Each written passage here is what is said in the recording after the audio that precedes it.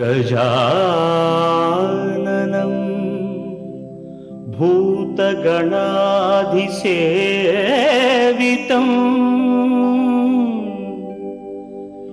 कपित्थजम्बू फलसारभक्षितम्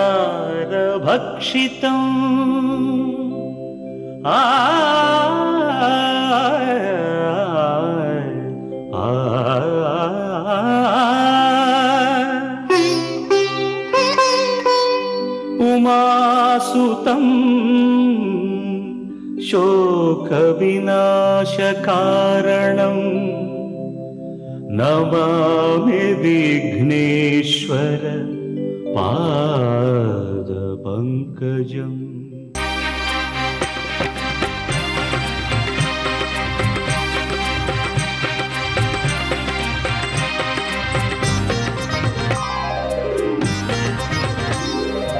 ओम श्रीनिवास ओम श्रीनिवास ओम श्रीनिवास ओम श्रीनिवास நாள்தோறும் உனை நான் பாட வேண்டும்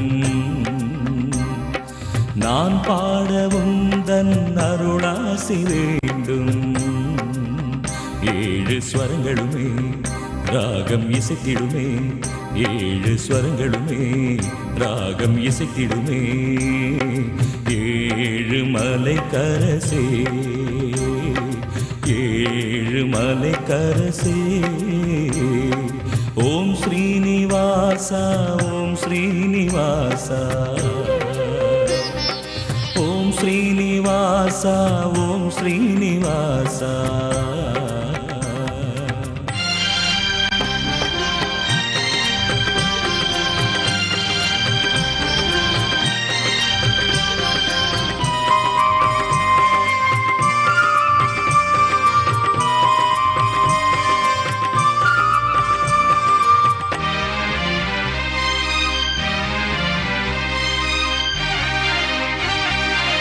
திருவேங்கடம் வருவேனே உந்தன் திருப்பாதமே பணிவேனே திருவேங்கடம் வருவேனே உந்தன் திருப்பாதமே பணிவேனே மலர்மே விடும் அலர்மேல் மங்கை மணவாளனே ஜெகநாதனே மலர்மே விடும் அலர்மேல் மங்கை மணவாளனே ஜெகநாதனே அழகான மலைவாசனே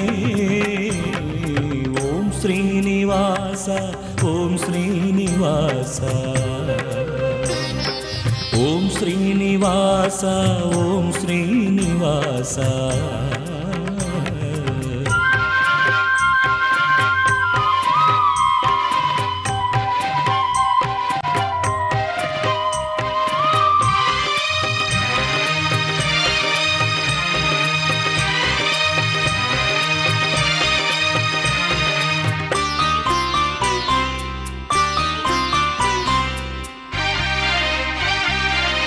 உனக்காகவே இசைத்தேனே என்றும் உன் பேரையே நினைத்தேனே உனக்காகவே இசைத்தேனே என்றும் உன் பேரையே நினைத்தேனே கருணாலயம் அருளாலயம் கமலாலயம் உனதாலயம் கருணாலயம் அருளாலயம் கமலாலயம் உனதாலயம் அருள்வாயே கோவிந்தா ஓம் ஸ்ரீனிவாச ஓம் ஸ்ரீனிவாச ஓம் ஸ்ரீனிவாச ஓம் ஸ்ரீனிவாச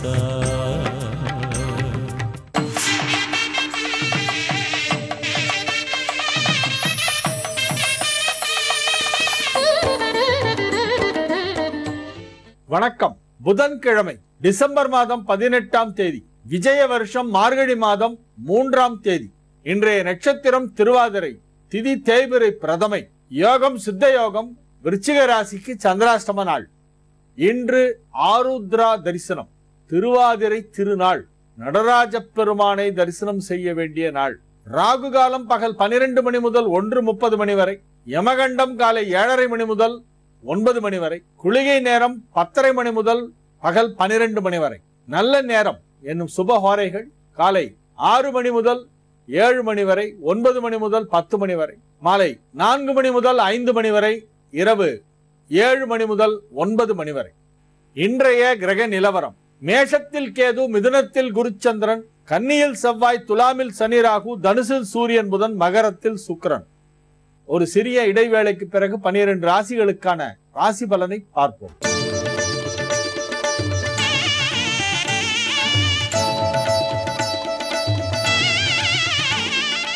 மேஷ ராசிக்கு இது ஒரு மகிழ்ச்சியான நாள். மிகப்பெரிய நன்மைகள் எல்லாம் நடைபெறுகின்ற ஒரு நாளாக இந்த நாள் விளங்கும். ராசிக்கு 3ஆம் இடத்திலே குருசந்திரன் சேர்க்கை ஏற்பட்டிருக்கிறது. அலுவலகத்திலே பணிபுரிபவர்களுக்கு பதவி உயர்வு கிடைப்பதற்கான வாய்ப்பு இப்பொழுது மிகவும் வலுவாக இருக்கிறது. அரசு ஊழியர்களுக்கு புதிய சலுகைகள் வழங்கப்படும். ஊதிய உயர்வு கிடைக்கும். நன்மைகள் அதிக அளவிலே நடைபெறக்கூடிய ஒரு மிகச் சிறந்த நாளாக இந்த நாள் விளங்குகிறது. தொழில் வளர்ச்சி அமோகமாக இருக்கும். நன்மைகள் நடைபெறும் நல்ல நாள். ரிஷப ராசிக்கு இது ஒரு மிகச் சிறந்த நன்மைகள் நடைபெறும் நல்ல நாளாக விளங்குகிறது. ராசிக்கு 2ஆம் இடத்திலே குருச்சந்திரன் சேர்க்கை ஏற்பட்டிருக்கின்ற ஒரு அற்புதமான ஒரு நல்ல நாள். 2ஆம் இடம் வலுவாக இருக்கிறது. 2க்குடைய புதனை குரு பார்த்து கொண்டிருக்கிறது. தன ஸ்தானாதிபதியை தன காரகன் பார்க்கின்றது. பொருளாதார ரீதியாக நல்ல முன்னேற்றம் ஏற்படக்கூடிய ஒரு நல்ல நாளாக இந்த நாள் விளங்கும். குடும்பத்திலே மகிழ்ச்சியான நிகழ்ச்சிகள் எல்லாம் நடைபெறும். உற்றார் உறவினர் நண்பர்கள் சந்திப்பு நிகழும். ஆரோக்கியம் சிறந்து விளங்கும். பொருளாதார முன்னேற்றம் சிறப்பாக இருக்கும். தொழில் வளர்ச்சி அமோகமாக இருக்கும். கல்வி பயிலும் மாணவ மாணவியருக்கு கல்வி ஆர்வம் அதிகரிக்கக்கூடிய, கல்வி முன்னேற்றம் ஏற்படக்கூடிய ஒரு நல்ல நாளாக இந்நாள் விளங்கும். மிதுன ராசிக்கு இது ஒரு அருமையான நன்மைகள் நடைபெறும் நல்ல நாள். ராசியிலே குருச்சந்திரன் சேர்க்கை பெற்றிருக்கிறது. ராசி அதிபதி புதன் 7ஆம் இடத்திலே அமர்ந்து குருவால் பார்க்கப்படுகிறது. அற்புதமான ஒரு கிரக அமைப்பு கொண்ட நாள் என்பதால் இந்நாளிலே உங்களுக்கு மிகப்பெரிய வெற்றிகள் கிடைக்கும். முயற்சிகள் அனைத்தும் வெற்றி பெறுகின்ற ஒரு நல்ல நாள். ஆரோக்கியம் சிறந்து விளங்கும். நல்ல செய்திகள் எல்லாம் கிடைக்கக்கூடிய ஒரு நாளாக இந்த நாள் விளங்கும். நீங்கள் எதிர்பார்த்து கொண்டிருக்கும் ஒரு நல்ல தகவல் வந்து உங்களது செவி குளிரச் செய்கின்ற ஒரு அற்புதமான நல்ல நாள். கடக ராசிக்கு இது ஒரு மிகச் சிறந்த நன்மைகள் நடைபெறும் நல்ல நாள். பக்தி மார்க்கத்திலே மனம் செல்லும். ஆலய வழிபாடு செய்யக்கூடிய வாய்ப்பு இந்நாளில் கிடைக்கும். ஆன்மீக ஈடுபாடு அதிகரிக்கக்கூடிய ஒரு நாளாக இந்நாள் விளங்கும். தொழில் வளர்ச்சி மிக சிறப்பாக இருக்கும். அதிக நன்மைகள் நடைபெறும் நல்ல நாளாக இந்நாள் விளங்கும். சிம்ம ராசிக்கு இது ஒரு மிகச்சிறந்த நன்மைகள் நடைபெறும் நல்ல நாள். ராசிக்கு 11ஆம் இடத்திலே குருச்சந்திரன் சேர்க்கை ஏற்பட்டிருக்கின்ற ஒரு நாள் என்பதால் இந்நாளிலே உங்களது பொருளாதார நிலையிலே கணிசமான முன்னேற்றம் ஏற்படக்கூடிய வாய்ப்பு இருக்கிறது. இன்றைய தினம் நீங்கள் செய்கின்ற முயற்சிகள் அனைத்தும் உங்களுக்கு பலனளிக்கும். மானிட்டரி பெனிஃபிட்ஸ் ஏற்படக்கூடிய ஒரு நல்ல நாளாக இந்த நாள் விளங்குகிறது. பொருளாதார ரீதியாக ஏதேனும் நன்மை ஏற்படக்கூடிய ஒரு வாய்ப்பு இந்நாளில் உண்டு. குடும்பத்திலே மகிழ்ச்சியான சூழ்நிலை உருவாகும். கல்வி பயிலும் மாணவ மாணவியரின் கல்வி ஆர்வம் அதிகரிக்கும். கல்வி முன்னேற்றம் சிறப்பாக இருக்கும். 5ஆம் இடமாகிய தனுசிலே ராசி அதிபதி சூரியனோடு புதன் இணைந்திருக்கிறது. குருவால் பார்க்கப்படுகிறது. ஆகவே கல்வித்துறை சார்ந்தவர்கள், கல்வி போதிப்பவர்கள், கல்வி பயில்பவர்கள் ஆகிய அனைவருக்கும் நன்மைகள் நடைபெறக்கூடிய ஒரு நாளாக இந்நாள் விளங்கும். கன்னி ராசிக்கு இது ஒரு அற்புதமான நன்மைகள் நடைபெறும் நல்ல நாள். ராசி அதிபதி புதன் கேந்திரமேறி சூரியனோடு இணைந்து குரு பார்வை பெறுகிறது. ஆகவே மிகப்பெரிய நன்மைகள் எல்லாம் நடைபெறுகின்ற ஒரு நல்ல நாளாக விளங்கும். இந்நாளிலே உங்களுக்கு அதிக நன்மைகள் நடைபெறும். 10ஆம் இடத்திலே குருச்சந்திரன் சேர்க்கை. கடல் தாண்டி செல்லக்கூடிய வாய்ப்பு ஒரு சிலருக்கு கிடைக்கும். அயல்நாட்டு பயணம் ஒரு சிலர் மேற்கொள்வார்கள். அல்லது அயல்நாட்டுடன் தொடர்புடைய தொழில் செய்பவர்களுக்கு அயல்நாடுகளிலிருந்து பணம் வரும். அல்லது அங்கிருந்து நற்செய்திகள் வரும். உங்களுக்கு கிடைக்க வேண்டிய உத்தரவுகள் அங்கிருந்து கிடைக்கலாம். உலக அளவிலான வாணிபத்திலே ஈடுபட்டுள்ளவர்கள் அல்லது பன்னாட்டு நிறுவனங்களிலே பணிபுரிபவர்கள் போன்றவர்களுக்கெல்லாம் அதிக அளவிலே நன்மைகள் நடைபெறக்கூடிய ஒரு நல்ல நாளாக இந்நாள் விளங்கும். துலா ராசிக்கு இது ஒரு நன்மைகள் நடைபெறும் நல்ல நாள். ராசிக்கு 9ஆம் இடத்திலே குருச்சந்திரன் சேர்க்கை ஏற்பட்டிருக்கிறது. பொதுவாகவே குருச்சந்திரன் சேர்க்கை என்பது அனைவருக்கும் நன்மைதான் செய்யும். துலா ராசிக்கு என்று பார்க்கும் பொழுது குரு நன்மை செய்யாது, ஏனென்றால் 3, 6க்கு அதிபதி. ஆனால் 9ஆம் இடத்திலே குரு இருந்து சந்திரனோடு சேரும் பொழுது துலா ராசிக்கும் நன்மை செய்யும். மிக அற்புதமான ஒரு கிரக நிலவரம் ஏற்பட்டிருக்கின்ற நாள். ஆகவே இன்றைய நாளிலே நீங்கள் செய்கின்ற முயற்சிகள் அனைத்தும் வெற்றி பெறும். விருச்சிக ராசிக்கு இது ஒரு சந்திராஷ்டம நாள். ஆகவே அமைதி காக்க வேண்டும். புதிய முயற்சிகளில் இறங்க வேண்டாம். பணம் கொடுக்கல் வாங்கல் போன்ற விஷயங்களிலே சற்று எச்சரிக்கையாக இருக்கவும். எல்லாமே டிரான்ஸ்பரண்டா இருக்கணும். அபவ் த டேபிள் டிரான்சாக்சனா இருக்கணும். எல்லாமே அந்த மாதிரி இருந்தால் உங்களுக்கு எந்த பிரச்சனையும் வராது. சற்று எச்சரிக்கையாக இருக்க வேண்டிய நாள். தனுசு ராசிக்கு இது ஒரு மிகச் சிறந்த நன்மைகள் நடைபெறும் நல்ல நாளாக விளங்குகிறது. ராசி அதிபதி குரு ராசிக்கு 7ஆம் இடத்திலே சந்திரனோடு இணைந்திருக்கிறது. ராசியில் சூரியன் புதன் சேர்க்கை ஏற்பட்டிருக்கிறது. தர்ம கர்மாதிபதி யோகம் ஏற்பட்டிருக்கிறது. நன்மைகள் அதிக அளவிலே நடைபெறக்கூடிய ஒரு நல்ல நாள் என்று இந்நாளை சொல்லலாம். மிகச்சிறப்பான முன்னேற்றம் ஏற்படும். தொழில் ரீதியாக, பொருளாதார ரீதியாக, வியாபார ரீதியாக மிகப்பெரிய முன்னேற்றம் ஏற்படக்கூடிய ஒரு நல்ல நாளாக இந்நாள் விளங்கும். இது ஒரு மிகச்சிறந்த நன்மைகள் நடைபெறும் நல்ல நாள். இன்று ஆருத்ரா தரிசனம், திருவாதிரை திருநாள்.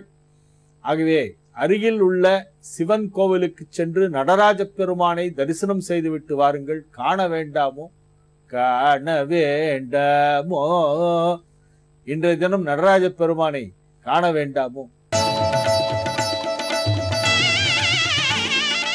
மகர ராசிக்கு இது ஒரு நன்மைகள் நடைபெறும் நல்ல நாளாக விளங்குகிறது. 6ஆம் இடத்திலே குருச்சந்திரன், 12ஆம் இடத்திலே சூரியன் புதன், மறைவிடங்களிலே கிரகங்கள் அதிக அளவிலே இருக்கக்கூடிய ஒரு நாளாக இந்த நாள் விளங்குகிறது. எனவே உங்களது முயற்சிகள் சற்று தாமதமாக நடக்கும் என்று சொல்லலாம். ஆனால் வெற்றிகரமாக நடந்து முடியும். சிறிய விஷயங்களுக்கு கூட அதிக அளவிலே நீங்கள் முயற்சி செய்ய வேண்டியிருக்கும். மோர் எஃபர்ட்ஸ் வித் லெஸ் ரிசல்ட்ஸ் என்று சொல்வார்களே, அது போன்ற ஒரு நாளாக இந்த நாள் இருக்கும். எனினும் முயற்சி திருவனையாக்கும், முயற்றின்மை இன்மை புகுத்திவிடும் என்பதால் நீங்கள் முயன்று கொண்டே இருங்கள். நிச்சயமாக வெற்றி கிடைக்கும். கும்பராசிக்கு இது ஒரு நன்மைகள் நடைபெறும் நல்ல நாளாக விளங்குகிறது. ராசிக்கு 5ஆம் இடத்திலே குருச்சந்திரன் சேர்க்கை ஏற்பட்டிருக்கிறது. அசையா சொத்துக்கள் தொடர்பான பிரச்சனைகள் எதுவும் இருந்தால் இப்பொழுது பேசி முடிக்கப்படும். அது வீடு விற்பனை செய்வது அல்லது வாங்குவது அல்லது பூர்வீக சொத்திலே பங்கு பிரிப்பது, பாகப் பிரிவினை செய்வது போன்ற ஏதேனும் பிரச்சனைகள் இருந்தால் அதையெல்லாம் அமைதியான முறையிலே பேசி ஒரு நல்ல முடிவுக்கு வரக்கூடிய வாய்ப்பு இப்பொழுது உருவாகும். அதற்கு தோதாக கிரகங்கள் எல்லாம் அமைந்திருக்கின்றன. இதுவரை வீடு மனை நிலம் எதுவும் சொந்தமாக இல்லாதவர்கள் இப்பொழுது புதிதாக வாங்கக்கூடிய வாய்ப்பும் உருவாகும். வீடு வாங்க முயற்சி செய்தால் அது வெற்றிகரமாக நடந்து முடியும். மார்கழி மாசம் என்பதால் நீங்கள் அதற்காக ஒரு மாதத்திற்கு சும்மா இருக்க வேணாம். மார்கழி மாசத்துல கிரகப்பிரவேசம் பண்ணக்கூடாது, அவ்வளவுதான். வீடு வாங்குற முயற்சி எல்லாம் செய்யலாம். வீடு வாங்கலாம், ரிஜிஸ்ட்ரேஷன் கூட பண்ணலாம். மார்கழியில அக்ரிமெண்ட் சைன் பண்றது, ரிஜிஸ்ட்ரேஷன் பண்றதெல்லாம் கூட மார்கழியில பண்ணலாம். கிரகப்பிரவேசம் தான் தை பிறந்து பண்ணும். புதுமனை புகு விழா மார்கழியில் செய்யக்கூடாது. ஆனால் சொத்து வாங்குவது, விற்பனை செய்வது, அதற்கு தேவையான முன்னேற்பாடுகளை செய்வது, பேச்சுவார்த்தை நடத்துவதெல்லாம் இப்பொழுது செய்யலாம். வீடு வாங்கும் யோகம் கும்பராசிக்கு இப்பொழுது மிகவும் வலுவாக இருக்கிறது. இது அதிக நன்மைகள் நடைபெறும் நல்ல நாளாக விளங்கும். மீன ராசிக்கு இது ஒரு மிகச் சிறந்த நன்மைகள் நடைபெறும் நல்ல நாள். ராசிக்கு 4ஆம் இடத்திலே குருச்சந்திரன் சேர்க்கை, 7ஆம் இடத்திலே செவ்வாய், 10ஆம் இடத்திலே சூரியன் புதன். மீன ராசிக்கு நன்மை செய்யும் கிரகங்கள் குரு, புதன், செவ்வாய், சந்திரன் 4 தான். இந்த 4 கிரகங்களுமே கேந்திரத்தில் இருக்கின்றன. 4ஆம் இடத்திலே குருச்சந்திரன், 7ஆம் இடத்தில் செவ்வாய், 10ஆம் இடத்திலே புதன். ஆகவே இது ஒரு அற்புதமான ஒரு நேரம். அஷ்டமத்து சனியையும் மீறி ஒரு சில நன்மைகள் இப்பொழுது நிச்சயமாக உங்களுக்கு நடக்கும். 8ஆம் இடத்திலே சனிராக இருக்கிறது என்பதை தவிர பிற கிரகங்கள் அனைத்தும் உங்களுக்கு சாதகமாக இருக்கின்றன. மெஜாரிட்டி கிரகங்கள் உங்களுக்கு சாதகமாக இருக்கின்றன. ஆகவே நீங்கள் இப்பொழுது நினைத்ததை நடத்தி காட்டுவீர்கள். நன்மைகள் நடைபெறும், தடைகள் விலகும், பிரச்சனைகள் தீரும். இது ஒரு நல்ல நாள். என்று மறவாமல் ஆருத்ரா தரிசனம், நடராஜரை வழிபட வேண்டும். ஒரு சிறிய இடைவேளைக்கு பிறகு பரிகார ஸ்தலங்கள் பகுதியிலே திருமணத்திற்கான நட்சத்திர பொருத்தம் நிகழ்ச்சியை பார்ப்போம். பள்ளிக்கட்டு சபரிமலைக்கு கல்லும் முள்ளும் காலுக்கு மெத்தை சுவாமியே ஐயப்போ சுவாமி சரணம் ஐயப்ப சரணம் பள்ளிக்கட்டு சபரிமலைக்கு கல்லும் முள்ளும் காலுக்கு மெத்தை சுவாமியே ஐயப்போ சுவாமி சரணம் ஐயப்ப சரணம் பள்ளிக்கட்டு சபரிமலைக்கு கல்லும் முள்ளும் காலுக்கு மெத்தை சுவாமியே ஐயப்போ ஐயப்போ சுவாமியே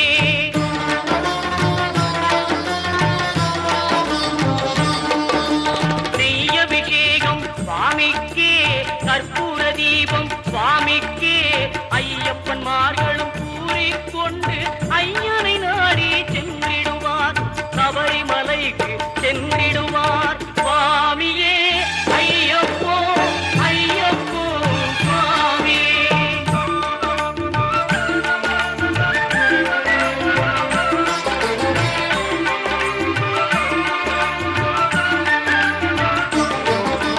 கார்த்திகை மாதம் மாலை அணிந்து நேர்த்தியாகவே விரதம் இருந்து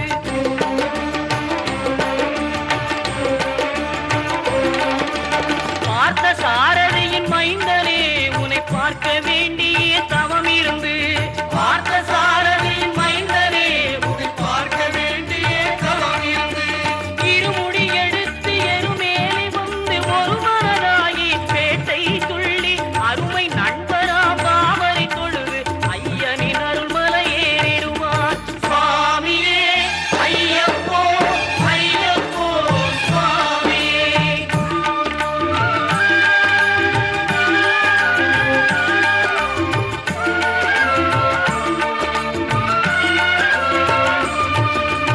அழுகை ஏற்றம் ஏறும்போது ஹரிகரன் மகனை துதித்து செல்வார் வழிகாட்டிடவே வந்திடுவார் ஐயன் பன்புலி ஏறி வந்திடுவார் கரிமலை ஏற்றம் கடினம் கடினம் கருணை கடலும் துணை வருவார் கரிமலை இறக்கம் வந்தவுடனே பெருநெறி பம்பையை கண்டிடுவார் சுவாமியே ஐயப்போ ஐயப்போ சுவாமியே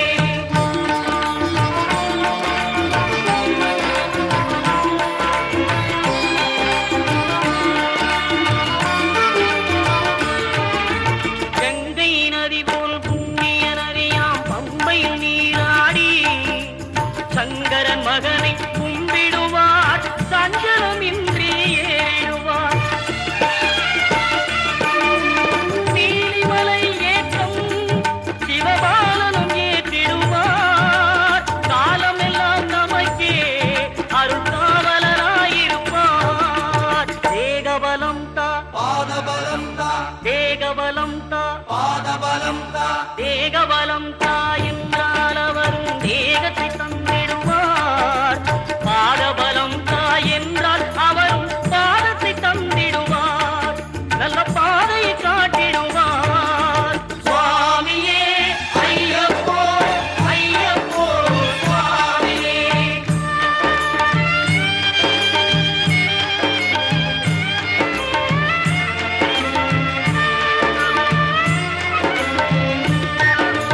சபரி பீடமே வந்திடுவார் சபரி அன்னையை பணிந்திடுவார் பரமத்தியாரில் கன்னிமார்களும் கரத்தினை போட்டு வணங்கிடுவார் சபரிமலையினரை நெருங்கிடுவார் 18 படி மீது ஏறிடுவார் கதி என்று அவனை சரணடைவார் அறிமுகம் கண்டே மயங்கிடுவார் ஐயனை துதிக்கையிலே தன்னையே மறந்திடுவார் பள்ளிக்கட்டு சபரிமலைக்கு கல்லும் முள்ளும் காலுக்கு மெத்தை சுவாமியே ஐயப்போ சுவாமி சரணம் ஐயப்ப சரணம் பள்ளிக்கட்டு சபரிமலைக்கு கல்லும் முள்ளும் காலுக்கு மெத்தை சுவாமியே ஐயப்போ ஐயப்போ சுவாமியே சுவாமியே ஐயப்போ ஐயப்போ சுவாமியே சரணம் சரணம் ஐயப்பா சுவாமி சரணம் ஐயப்பா சரணம் சரணம்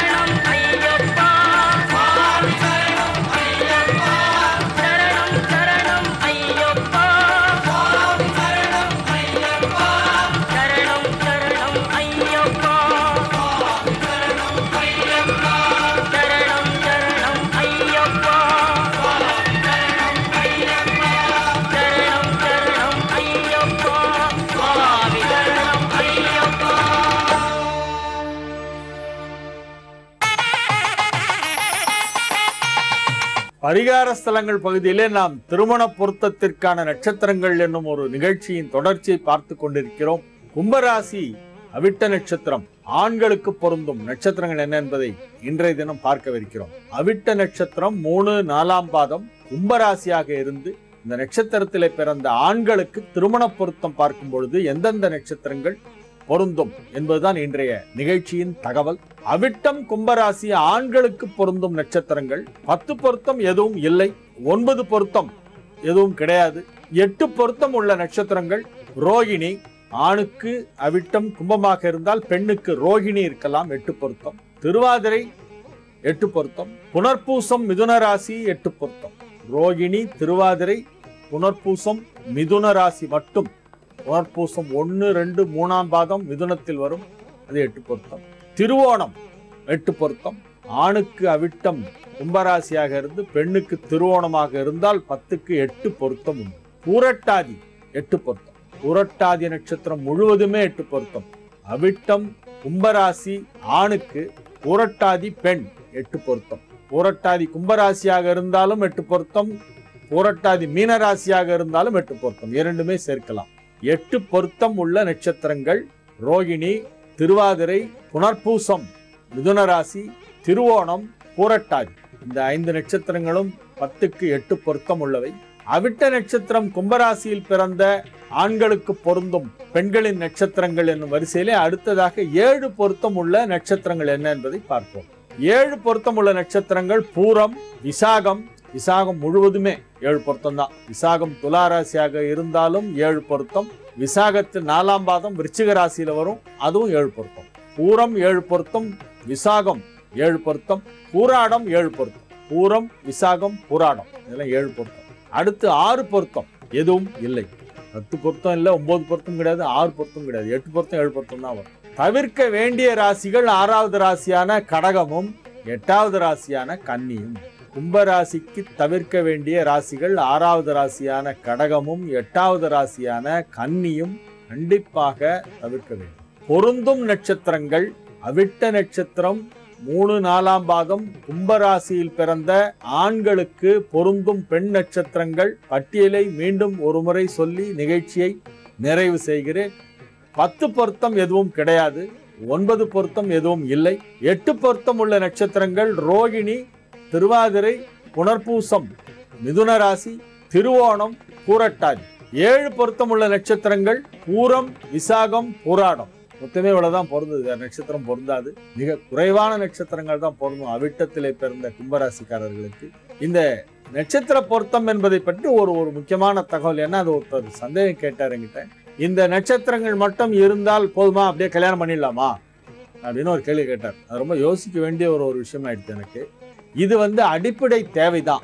இப்போ நான் சொல்ற நட்சத்திர பொருத்தங்கள் எல்லாம் அடிப்படை தேவை, அதாவது பேசிக் ரிக்குவயர்மெண்ட். இது கண்டிப்பாக இருக்க வேண்டும்.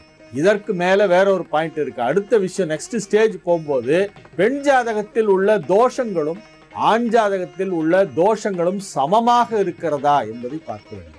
இல்ல இதுல தோஷமே இல்லைன்னா அதுலயும் தோஷமே இருக்கக்கூடாது. இல்ல ரெண்டத்திலயும் ஈக்குவலா தோஷம் இருக்கு, அதை வச்சு மேட்ச் பண்ணி பார்க்கணும். முதல் ஸ்டெப் நட்சத்திர பொருத்தம் பார்க்கறது. பேரண்ட்ஸே பார்த்துடலாம், ஜோசியர் வரைக்கும் போவானா, நீங்களே ஃபில்டர் பண்ணி எடுத்துட்டு போயிடலாம். எந்தெந்த நட்சத்திரம் பொருந்துமோ அதை மட்டும் எடுத்துட்டு போய் யாராவது ஒரு நல்ல ஜோசியர்கிட்ட கொடுக்கணும். தோஷம் இருக்கா இல்லையா, தோஷம் சம அளவில் இருக்கிறதா, தோஷம் இருந்தால் சம அளவுல இருக்கணும், இல்ல 2 பேருக்கும் தோஷம் இல்லாம இருக்கணும். அதை செக் பண்ணி கொடுக்கறதுக்கு நீங்க யாராவது ஒரு ஜோசியரை அணுக வேண்டும். இப்ப நான் சொல்ற இந்த நட்சத்திர பொருத்தங்கள் எல்லாம் அடிப்படை தேவை. இது இருந்தாதான் அப்புறமா அடுத்து நீங்க மேட்சிங்கே எடுக்கலாம். இது எதுக்காக நான் இந்த பட்டியலை டெய்லி சொல்லிட்டு இருக்கேன்னா, நிறைய பேருக்கு எது பொருந்துங்கிறது தெரியாததுனால நிறைய அள்ளிட்டு வர்றாங்க. அதுல அவங்களுக்கும் டைம் வேஸ்ட்டு, இந்த மாதிரி பொருத்தம் பார்த்து சொல்ற ஜோசியர்களுக்கும் டைம் அதில் வேஸ்ட் ஆகும், பணமும் அவங்களுக்கு வேஸ்ட்டு. நான் பொருந்திருந்தாலும் பொருந்தலைனாலும் ஃபீஸ் வாங்கி ஆகணும். அப்போ அவங்களுக்கு செலவு தானே அது. அதனால அதெல்லாத்தையும் அவாய்ட் பண்ணிட்டு ஸ்ட்ரிக்டா எல்லாத்தையும் ஃபில்டர் பண்ணி எடுத்துட்டு பொருந்தக்கூடிய நட்சத்திரங்களாகவே பார்த்து ஒரு 10 எடுத்துட்டு வந்தா போதும். அதுல எது நல்லா இருக்குன்னு பார்த்து சொல்லலாம். அதுக்காக தான் எல்லாருக்கும் உதவியாக இருக்கும் என்பதற்காக இந்த பட்டியலை நிகழ்ச்சியின் வாயிலாக சொல்கிறேன். இந்த நட்சத்திர பொருத்தம் என்பது வெறும் அடிப்படை தேவைதான், இது மட்டும் போதாது. மேற்கொண்டு ஏதாவது தோஷம் இருக்கா இல்லையாங்கிறத நீங்க அருகில் உள்ள ஜோதிடரும் காட்டி தெரிந்து கொள்ள வேண்டும். இன்றைய நிகழ்ச்சியத்துடன் நிறைவு செய்கிறேன். இதன் தொடர்ச்சியாக நாளைய தினம் சதய நட்சத்திர பெண்ணுக்கு பொருந்தும் நட்சத்திரங்கள் என்ன என்பதை பார்க்கவிருக்கிறோம். உங்களிடமிருந்து இப்பொழுது தற்காலிகமாக விடைபெற்றுக் கொள்வது உங்கள் வழிகாட்டி ஜோதிடர் ஹரிகேசன் நல்லூர் வெங்கட்ராமன். வணக்கம்.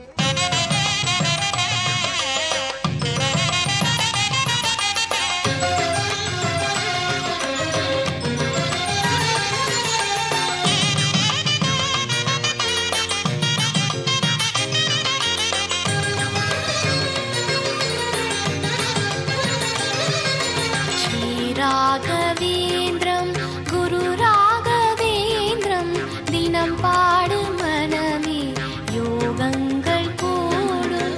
ஸ்ரீ ராகவேந்திரம் குரு ராகவேந்திரம் தினம் பாடு மனமே யோகங்கள் கூடும். தீராத துயரம் தானாக விலகும். தீர்வாகும் குருவின் சரணார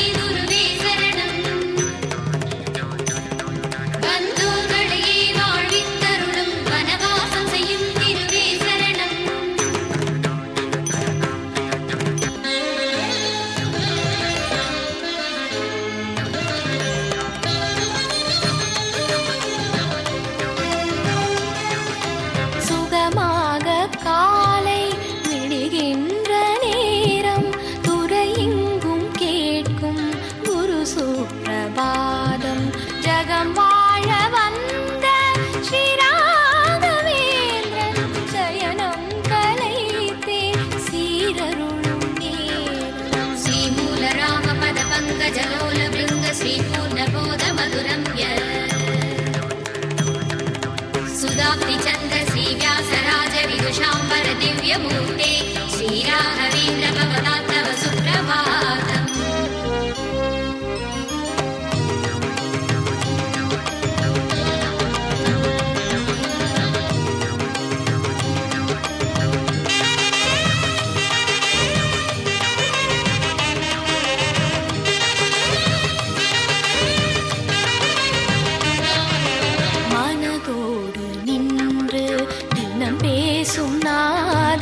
மறைவாக நின்று உலகாளும் வேந்தன் கனிவோடு வந்த நடமாடும் தேவன் காருண்ய மேகன் ஸ்ரீராகவேந்திரன். மந்திராலய நிவாசாய ஸ்ரீதபோமூர்த்தயே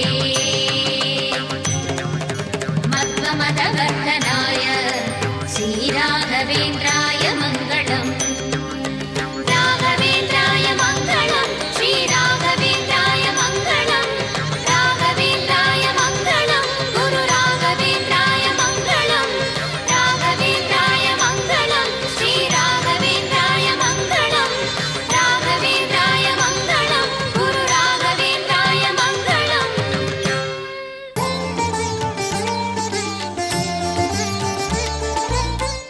யோகப்பட்டேன பத்தாங்கம் திரிநேத்திரம் சாந்த விக்கிரகம் தியாயை சமஸ்த தோஷக்னம் பாதாத்மஜமகல்மஷம் அஸ்மத் குருபியோ நமக விகனச மகா குருவே நமக அனுமன் சுவாமிகள் ஆசிகளுடன். இப்போ கடிதம் அமைச்சிருக்கவங்க குமாரசுவாமி அப்படின்றவர் கடிதம் அமைச்சிருக்கீங்க. உங்களோட பிரச்சனைகளை தெளிவாக எழுதியிருக்கீங்க. அதாவது நீங்கள் உங்களோட மூத்த பையனுக்கு திருமணம் பண்ணதாகவும் திருமணம் ஆகி ஒரு 3 மாத காலத்தில் உங்களோட சொந்த வீடை வைக்க முடியாது வந்ததுன்னு குறிப்பிட்டிருக்கீங்க. உங்கள் மனைவி மாட்டு பொண்ணு வந்த நேரம் தான் வீடை வைக்க முடியாது வந்தது அப்படின்னு சொன்னீங்க. வீடு நீங்கள் சொந்த தொழில் பண்ணதாகவும் அது கர்நாடகாவுக்கும் சென்னைக்கும் இடையில் அடிக்கடி அலைஞ்சதாகவும் நீங்கள் ஜாமீன் கையெழுத்து போட்டதுனால உங்களோட தவறு எதுவும் இல்லைன்னு குறிப்பிட்டிருக்கீங்க. ஜாமீன் கையெழுத்து போட்டு அந்த வீடை மற்றவருக்காக அடமானமும் வச்சு லோன் வாங்கி கொடுத்ததாக குறிப்பிட்டிருக்கீங்க. பணத்தை வாங்கினவர் உங்களுக்கு லோனையும் கட்டலை, ஜாமீன் கையெழுத்து போட்ட வகையிலையும் சிக்கல், இப்படி பலவிதமான பிரச்சனைகளால் வீடை வைக்கணுன்றது குறிப்பிட்டிருக்கீங்க. மாட்டு பொண்ணு வந்த நேரம் சரியில்லைன்னா மாட்டு பொண்ணு கொஞ்ச நாளைக்கு அவன் அம்மாத்தில் போய் இருக்கலாமா, இல்லை பையனும் மாட்டு பொண்ணும் தனி கொடுத்துன்னு இருக்கணுமா அப்படின்னு உங்களோட சந்தேகத்தை கேட்டிருக்கீங்க. உங்களோட கேள்வி பலருக்கு இப்போ பதில் தரக்கூடியதாக இருக்கும். உங்கள் மாட்டு பொண்ணு வந்து பிறந்தது அஸ்வினி நட்சத்திரம், மேஷ ராசி, ரிஷப லக்னத்தில் பிறந்திருக்கான். அனுப்பிச்சிருக்கீங்க ஜாதகத்தை. முதல்ல முக்கியமாக நீங்கள் கவனிக்க வேண்டிய விஷயம், உங்கள் தொழிலுக்கும் உங்கள் மாட்டு பொண்ணு ஜாதகத்துக்கும் எந்த விதமான சம்பந்தமும் கிடையாது.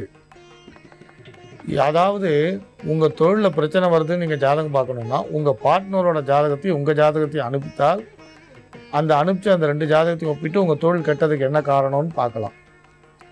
இரண்டாவது விஷயம், நீங்கள் மட்டுமே ஜாமீன் கையெழுத்து போட்டதுன்னு குறிப்பிட்டதுனால உங்கள் ஜாதகத்தை அனுப்பிச்சாலும் பார்க்கலாம். ஆனால் மாட்டு பொண்ணு வந்த நேரம்னு சொல்கிறீங்கல்ல, அது எந்த விதமான இதுவும் பொருத்தமும் இல்லாத ஒரு விஷயம். ஏன்னா கல்யாணம் உங்கள் பையனுக்கு ஆகிறதுக்கு முன்னே நீங்கள் வீடு வந்து நீங்கள் அடமானம் வச்சு பணம் வாங்கி கொடுத்துட்டீங்க, ஜாமீன் கையெழுத்து போட்டாச்சு 2. இல்லை ஒரு வாதத்துக்கு பேச்சுக்கு நிறுத்தினா கூட கல்யாணத்துக்கு அப்புறம்தான் நீங்கள் ஜாமீன் கையெழுத்து போட்டாலும் ஜாமீன் கையெழுத்து போட்டது உங்களோட தவிர உங்கள் மாட்டு பொண்ணு ஒன்றும் ஜாமீன் கையெழுத்து போடலையே.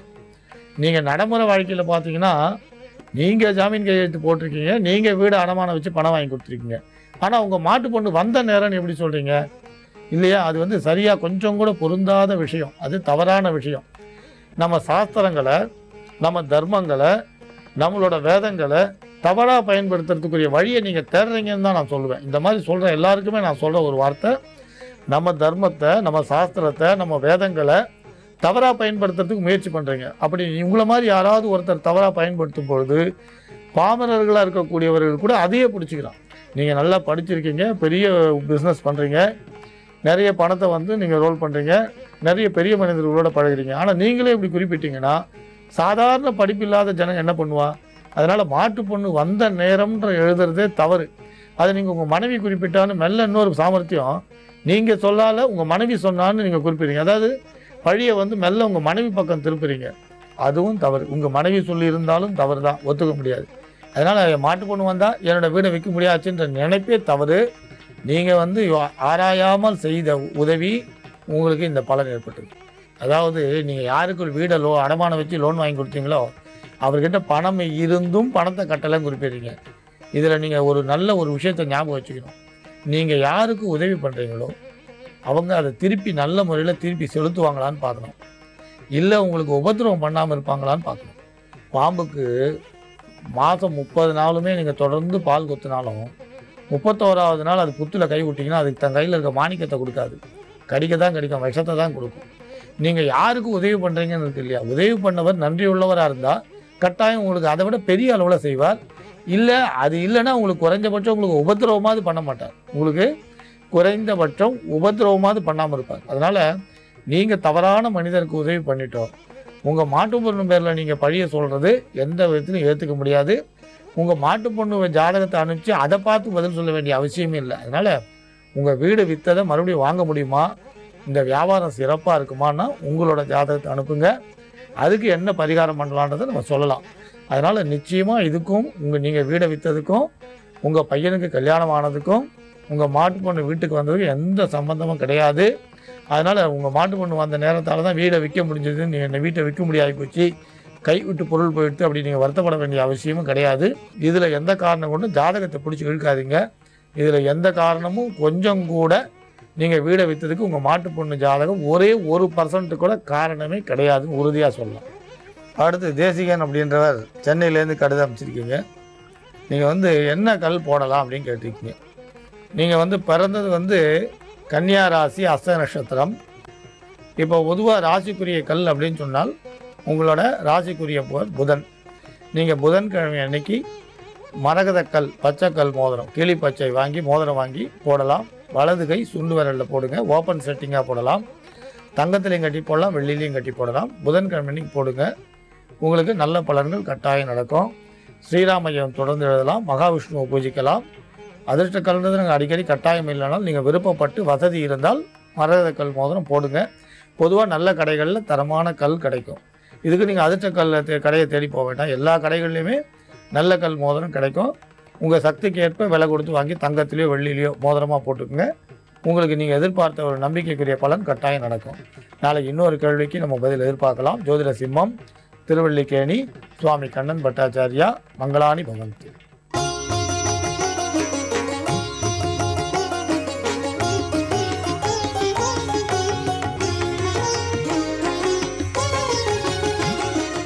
அன்பர் பணி செய்ய என்னை ஆளாக்கி விட்டு விட்டால் இன்ப நிலை தானே வந்து எய்தும் பராபரமே. மகான்களின் தரிசனம்ங்கிற இந்த பகுதியில திருப்போரூர் சிதம்பர சுவாமிகளை பற்றி பார்த்து கொண்டு வருகின்றோம். மதுரையில் அவதரித்தவர். விருத்தாச்சலத்துல குருநாதர் கூட இருந்த பொழுது, ஒரு நிஷ்டையில் இருந்த பொழுது ஒரு மயில் நடனமாடுவது நிஷ்டையில் தெரிகின்றது. ஆனால் வடிவம் புலனாகவில்லை. குருநாதர் சொல்படி மதுரையில் வந்து அம்பாளை தரிசனம் செய்து நம்பால என்ன பண்ணினார், 45 நாய்களுக்குள்ள நீ தரிசனம் கொடுக்கலன்னா பொற்றாமரை குளத்தில் விழுந்து இறந்து போய் விடுவேன் அப்படிங்கிற தீர்மானத்துல தபஸ் பண்ணிட்டு இருக்கார். தினந்தோறும் பிடிச்சபடி அருகம்பில் அந்த 3 கை பொற்றாமரை குள தண்ணி, அவ்வளவுதான். மிச்ச நேரம் எல்லாம் தவந்தான். நல்ல காரியம் செய்வதற்கு நாதனை இடையூறு மிக பல உளன்னு நம்ம சைவ சித்தாந்த நூல்கள் சாஸ்திர நூல்கள்லாம் சொல்றது இல்லையா? கஷ்டமே பட வேண்டாம், அதுக்கே அவ்வளவு தூரம் போகணும். நாம தப்பு தண்டா பண்ற வரைக்கும் ஒரு பிரச்சனையும் இல்லை. ஆர்குமெண்ட்டுக்கு எவன் யாரும் ஏய் என்ன முறைச்சுட்டே இருந்தா பக்கத்துல வரமாட்டான். அதே நம்ம ஒழுங்கா நல்ல வழியில நடக்க ஆரம்பிச்சோம்னாக்க வந்து நிற்கும் இடையூறுகள். அதுக்குன்னு பயந்து இடையூறு விடக்கூடாது. ஓடிண்டே இருந்தோம்னா எவ்வளவு தூரம் ஓட முடியும்? ஒரு நாளைக்கு மாட்டின்னு தானே ஆகணும். புரியுறதா? இவர் நல்ல காரியம் ஏதோ நடக்கணும்னு உட்காந்து தபஸ் செய்து கொண்டிருக்கின்றார். இந்த நேரத்துல தான் அம்பிகையின் திருவிளையாடல் காரணமாக அங்க இங்க இப்படி எல்லா இடத்துலயும் சொறி சரங்கு ரொம்ப படுத்துறது இவரால் தாங்க முடியல. என்னதான் பண்றது? அந்த நேரத்தில் இவர் தன்னுடைய அனுஷ்டானங்களை விடல. அந்த நேர குளத்துல குளிக்கிறது, அந்த பொடிச்சபடி அருகம்பில்லு, 3 கை தீர்த்தம், இங்க இருந்து அம்பாள் சன்னிதில அம்மா நீ எனக்கு என்னைக்குத்தான் அருள் புரிய புரியோங்கிற அந்த ஒரு அவசரம், வேட்கை அம்பிகையினுடைய அருளை அடைவதில் என்று இருந்து கொண்டிருக்கின்றது. தாழவே முடியல.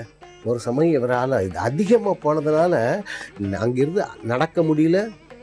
அது மட்டும் இல்லை, அசையக்கூட முடியல. தரிசனத்துக்கு வர்றவங்க இருக்காங்க இல்லையா, அவங்கள்ட்ட சொல்லி அவர்கள் அருகம்பில்லும் தீர்த்தமும் கொண்டு கொடுக்கிறார்கள். அதை அருந்தி கொண்டு அப்பொழுது கூட இவர் அம்பிகையினுடைய தியானத்தை நிறுத்தவில்லை. அப்ப சிதம்பர சுவாமிகள் பாடினதுதான் மீனாட்சி அம்மை கலிவென்பான்னு பேரு. சீராரும் பொங்கமல தெள்ளமுதே என்று ஆரம்பித்து அது 91 கன்னிகள். 91 கன்னிகள்னா ஒரு கன்னிகள்னா 2 வரி, 91 கன்னிகள்னா 182 வரிகள். அம்பாளை பத்தி இது மீனாட்சி அம்பாள் ஸ்தோத்திரம் தான், இல்லைன்னு சொல்லல. ஆனால் சாக்த தத்துவம் உணர வேண்டும், சக்தி தத்துவத்தை தெரிந்து கொள்ள வேண்டும் என்றால் வேற எந்த நூலும் நீங்க கஷ்டப்பட வேணாம். அவ்வளவையும் கொட்டி இதுல கொடுத்திருக்கார். மந்திரம் உண்டு, தந்திரம் உண்டு, மாந்திரீகம் உண்டு, தாந்திரீகம் உண்டு, அம்பாளுடைய திருநாமங்கள் உண்டு, ஒவ்வொரு திருநாமங்களுக்கும் விளக்கம் உண்டு. சில முக்கியமான மந்திரங்களை, பீஜாட்சர மந்திரங்களை அது இதுல கொடுத்திருப்பாரு. விசேஷம் என்ன, இந்த பெண்கள் செயின் போட்டிருப்பாங்க. ஓ இப்போ எல்லாருமே தான் ஆம்பளைங்களும் ஆம்பளைங்க தானே அதிகமாக போடுறோம், அதனால் அப்படியே வச்சுப்போம். சாதாரணமாக செயின் போடுறோம், 2 பக்கமும் செயின் இருந்தாலும் நடுவில் ஒரு டாலர் இருக்கு இல்லையா, டாலர் அது கொஞ்சம் வெயிட்டாக இருக்கணும்னு ஆசைப்படுறோமே.